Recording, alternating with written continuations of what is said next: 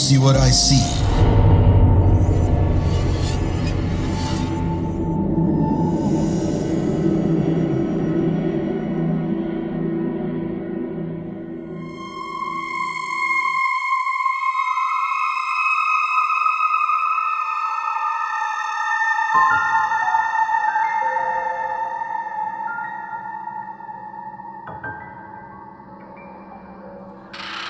Halo semuanya, apa kabar? Perkenalkan, aku Elma dari Solo. Dan kali ini aku mau berbagi cerita yang aku alami bersama sahabatku. Namanya Mbak Nisa. Aku bersahabat sama dia udah dari tahun 2010. Dulunya sih kita teman kerja. Mungkin karena kita cocok satu sama lain, jadi kita bersahabat sampai sekarang. Bahkan anak-anak kita pun berteman dengan baik. Tapi Mbak Nisa ini bukan asli orang Solo. Dia asalnya dari Yogyakarta, tepatnya dari Desa Tengklik. Desa Tengklik ini berada di perbatasan antara Klaten sama Jogja, tapi udah masuk wilayah Gunung Kidul. Kejadian ini berawal ketika suatu hari Mbak Nisa ini ngajak aku ke desanya, Desa Tengklik. Karena adiknya yang paling bungsu itu namanya Riwi, dia mau tunangan. Alasan utamanya sih sebenarnya Mbak Nisa ngajak aku karena setiap pulang ke desa pasti dia tuh nginep beberapa hari. Karena besoknya kita masih ada kerjaan, jadi Mbak Nisa sengaja ngajak aku buat alasan biar selesai acara lamaran adiknya, kita bisa langsung balik ke Solo. Aku ingat banget acara lamaran adiknya Mbak Nisa ini diadakan di hari Senin. Dan kita berangkat dari Solo sekitar jam 3 sore. Tapi sebelum berangkat, kita itu bikin perjanjian. Pas berangkat, Mbak Nisa itu yang nyetir, karena Mbak Nisa itu kan pakai kacamata, dia matanya minus dan ada silinder. Nah, nanti pas pulang malam hari gantian aku yang nyetir. Jarak antara Solo ke Klaten itu nggak begitu jauh, sekitar 20 menitan. Tapi nanti setelah dari Klaten menuju ke desanya Mbak Nisa, menurutku lumayan jauh, sekitar 30 menitan lebih lah. Sebenarnya aku udah beberapa kali main di desanya Mbak Nisa ini. Tapi intinya kalau aku disuruh ke sana sendiri ya pasti nyasar. Karena perasaanku kok jalanan desa itu mirip semua, kanan kiri sawah gitu. Tapi minimal aku punya patokan jalan yang aku hafal. Misalnya jalan menuju desanya Mbak Nisa itu lewat di belakang terminal Klaten yang baru atau terminal Insinyur Soekarno. Jadi dari belakang terminal kita mulai memasuki desanya Mbak Nisa di Desa Tengklik ini. Akhirnya kita sampai di rumahnya Mbak Nisa sekitar jam 5 sore, karena tadi kita tuh berangkatnya santai dan berhenti beberapa kali untuk beli oleh-oleh. Kemudian acara lamaran adiknya Mbak Nisa ini diadakan sekitar jam 7:30 malam. Biasalah molor. Tapi ternyata acara lamaran adiknya Mbak Nisa ini menurutku sih lumayan mewah, karena nyewa elektron atau organ tunggal. Jadi ketika acara lamaran ini selesai, kita mau buru-buru balik ke Solo, jadi gak enak karena tamu yang kebanyakan keluarga besar itu pada belum pulang. Tapi karena itu udah hampir jam 11-an malam ya, mau gak mau kita harus pamit balik ke Solo.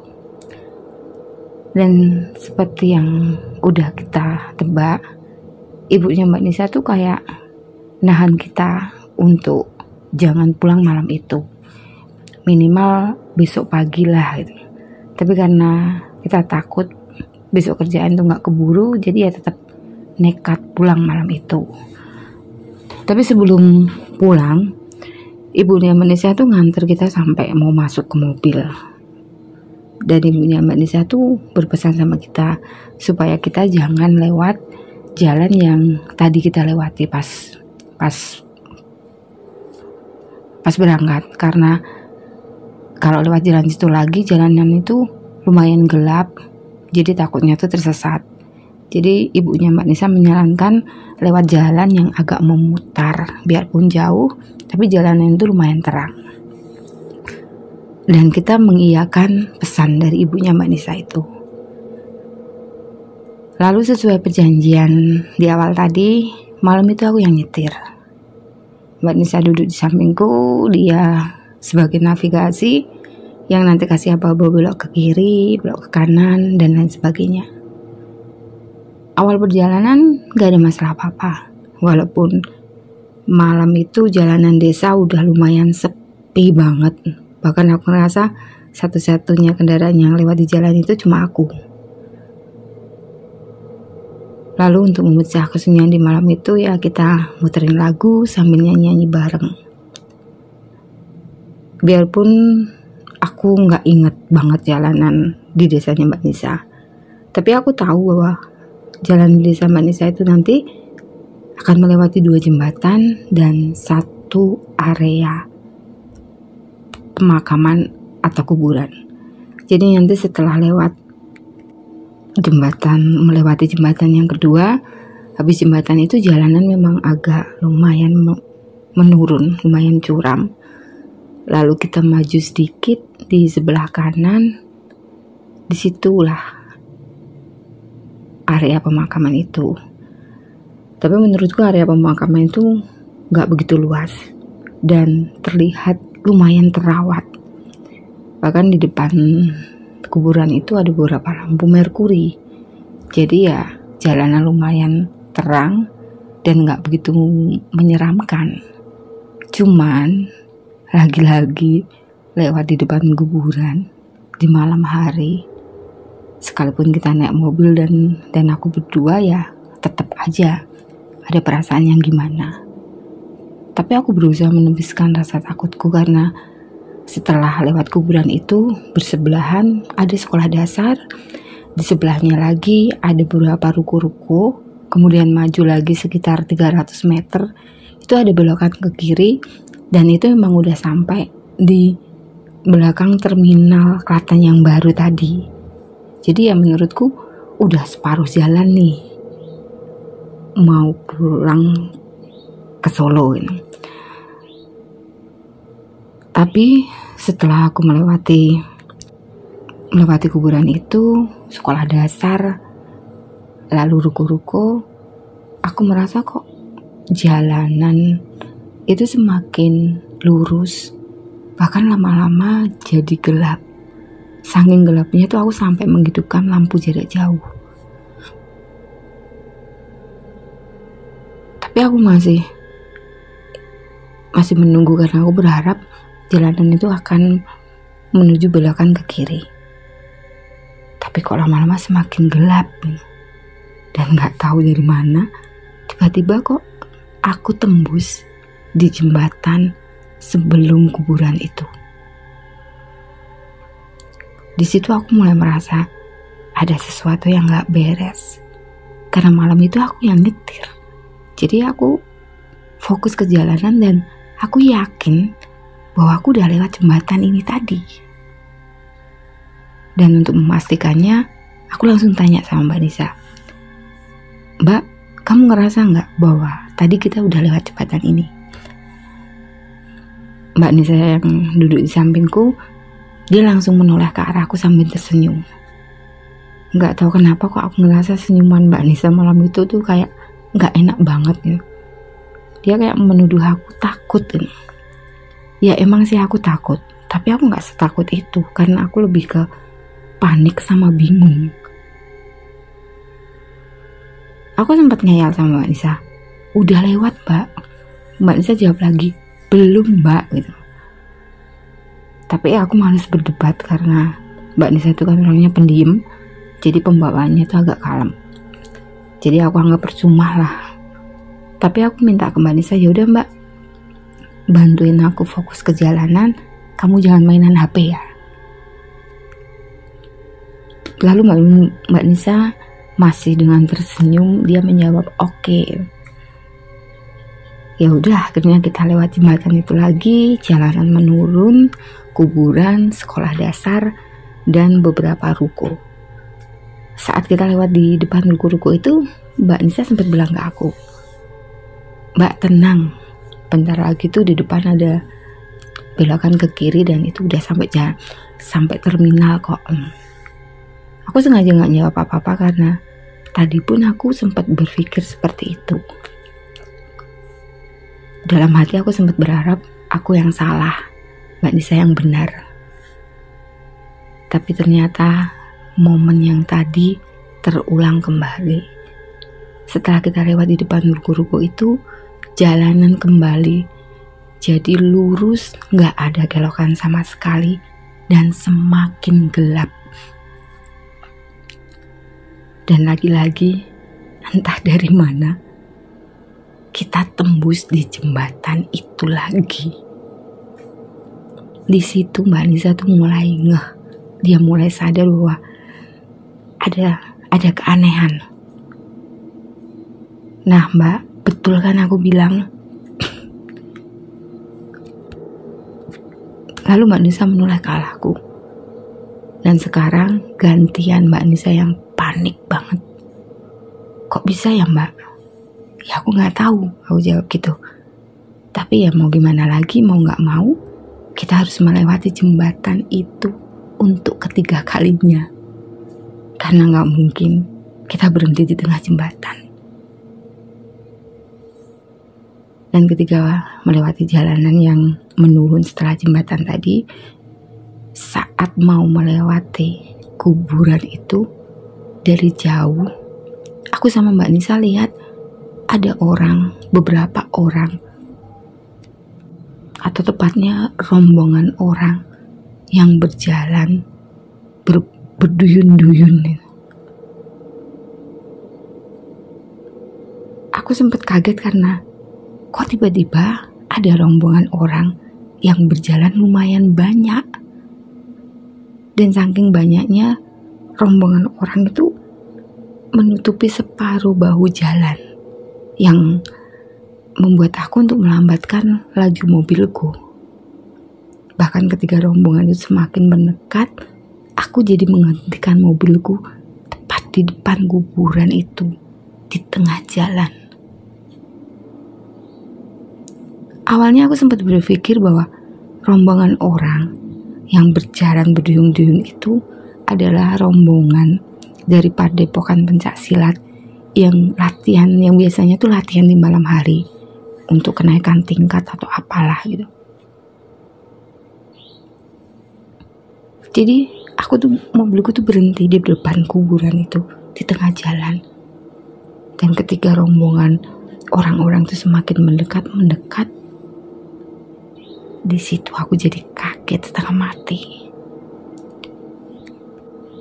Karena ternyata rombongan orang yang berjalan berbondong-bondong itu adalah rombongan para pelayat. Bahkan itu komplit bersama kerandanya yang digotong 4 orang. Aku sama Mbak Nisa yang di dalam mobil tuh jadi gak bisa ngapa-ngapain. Kita sempat nge-freeze, tapi pandangan mata kita tuh ke depan melihat rombongan para pelayat itu. Jadi rombongan para pelayat itu berjalan tepat di depan mobil kita memasuki kuburan itu. Mungkin saat itu walaupun kita nge-freeze, tapi kita mungkin punya pemikiran yang sama karena gak mungkin ada orang yang menguburkan jenazah di jam yang hampir 12 malam. Apalagi setelah aku perhatikan dengan baik-baik, rombongan para pelayat itu jalannya setengah melayang. dan gak ada habis-habisnya, kayak banyak banget gitu. Bahkan mereka tuh mengeluarkan suara dengungan, kayak dengungan serangga atau lebah yang dan itu tuh seakan menghipnotis aku. Jadi aku tuh gak bisa berbuat apa-apa selain terdiam menunggu di dalam mobil sampai rombongan para pelayat itu habis.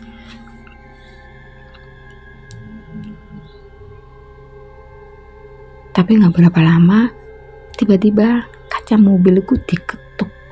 Dan suara ketukannya tuh lumayan kencang dan kasar. Tok tok tok tok tok tok tok tok tok. Mbak, mbak, mbak. Aku yang saat itu lagi fokus lihat rombongan para pelayat itu, sontak langsung terkejut. Dan terkejut kita berdua, aku sama Mbak Nisa tuh menjerit sambil nutup muka.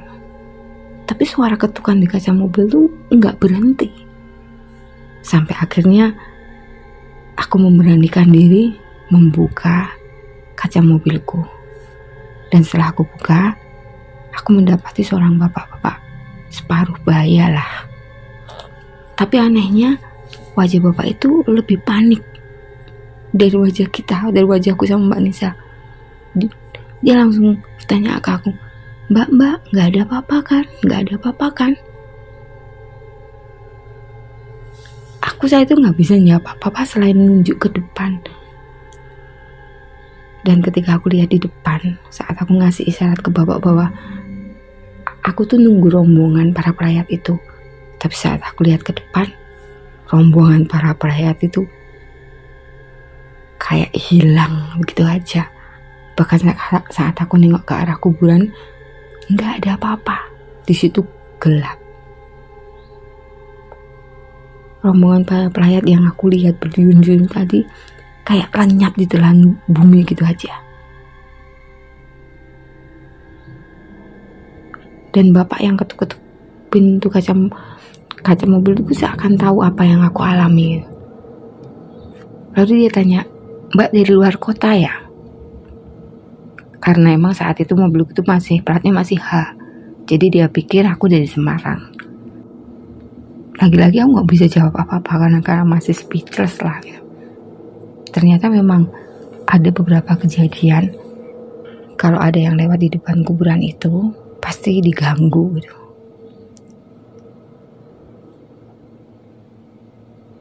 Apalagi aku baru menyadari bahwa itu tuh udah hampir jam 4 pagi. Padahal tadi aku pulang dari rumahnya Mbak Nisa tuh jam 11-an malam. Dan tanpa aku sadari ternyata aku tuh berhenti di depan kuburan itu dari mulai jam 12 sampai jam 4 pagi.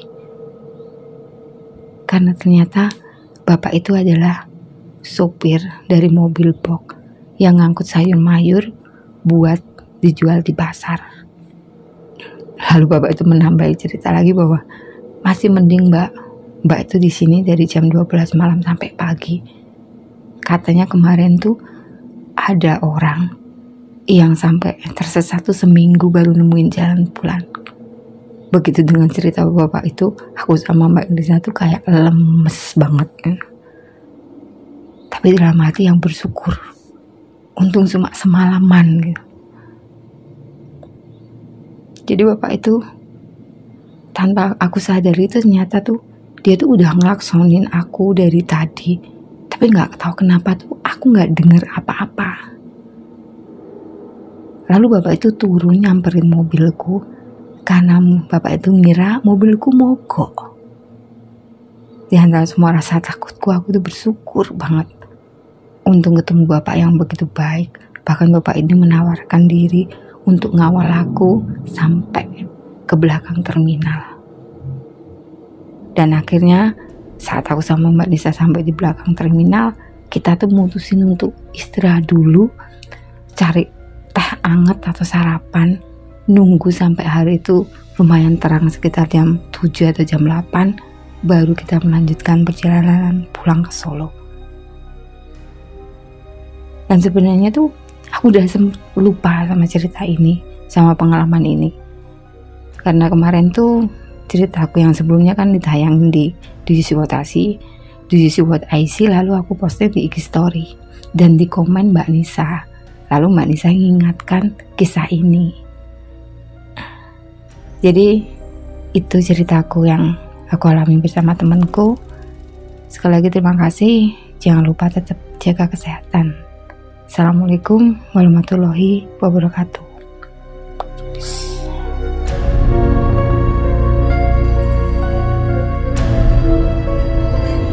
Jangan lupa klik like, share, dan subscribe, lalu nyalakan lonceng notifikasimu agar tidak pernah ketinggalan semua cerita horor dari Do You See What I See. Kamu juga punya pengalaman horor? Kirim ke podcast.ceritahoror@gmail.com podcast.ceritahoror@gmail.com